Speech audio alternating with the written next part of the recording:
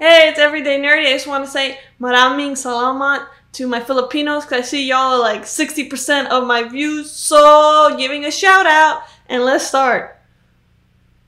Sorry if I butchered it. I don't speak the language. But hey, today we'll be working on a visor that I'll be creating for some gauges. So here, this equipment in the background is what I'll be using as a template to create the visor for these gauges. And first I start off with a circle. And in retrospect, it would have been better to do a 2-point circle because then I could just do 2 points and I would have the circle instead of doing an estimation of where the center is, copying that circle and moving it. Yeah, it's kind of pointless. But I'm trying to think of a good way to describe the contraption I'm making. It's just when you're driving, I don't know, like a motorcycle or a car that has no visor on it, it just, the gauges reflect at nighttime.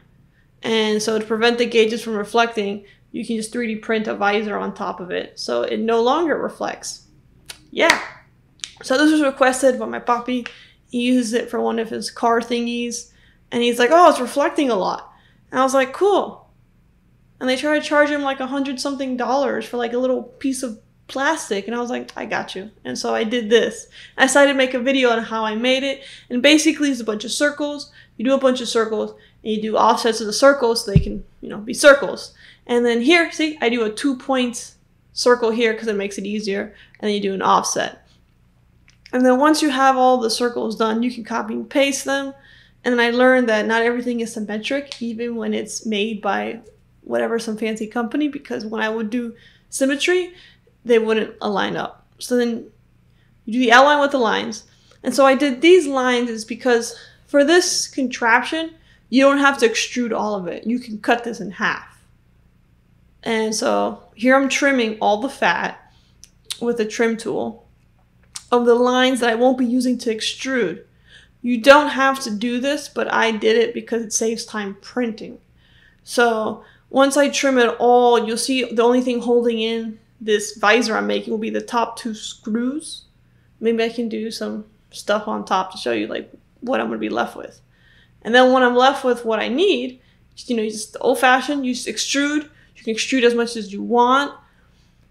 I did an estimation, and then I pulled, and then, next step is to properly do another sketch. You do a construct, then you do the sketch on top of the construct, and then you project the lines, or you can redraw them. You don't really have to do this also. You can project from the bottom sketch, but I don't know. I have a feeling this is more proper. I don't know. And so once you do this, you extrude it, and I think I had to extrude it at least half of the diameter of the circle. No, half of the the radius. The radius of the circle, I had extruded a little bit more of the radius length. And the circle is, I think, roughly 5 inches, so I did probably 2.5 or a little bit more I should have done in retrospect, I think. Because I think doing half was sufficient or a little bit under. I don't remember. But I'll show some clips of the contraption printed and whatnot because my dad actually has it on his little vehicle thingy. So this technically is enough, but to me it doesn't look like nice enough. So I was like, oh, let me do some fillets. But before I do fillets, I was just like, you know what's even better? If I draft it. So I'm going to do drafting on the angles. And it could have been easier if I just did one. And I think you can select all the sides and then do drafting. Because then it gives you that nice little angle. Things at an angle always look a bit more posh. They look a bit better. So I'm like, okay, cool. Let's do that. And then fillets to give it a nice curved look. And then once that's done, you can do the same thing to the inner part.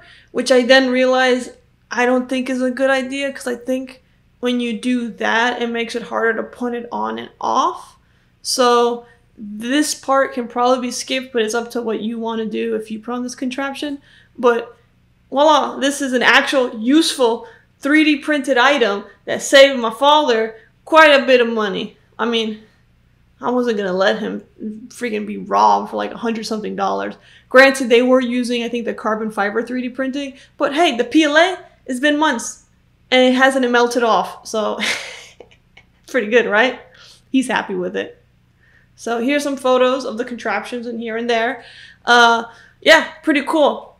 just trying to show you can 3D print things that aren't just what's considered like, I guess, fantasy or fiction. Like, this is an actual 3D printed thing that was useful, that my father actually used, and, you know, he liked it a lot. So, thank you, puppy. All right. Thanks for watching, everybody. Yeah, I made this one short, but just trying to make something more practical. Bye.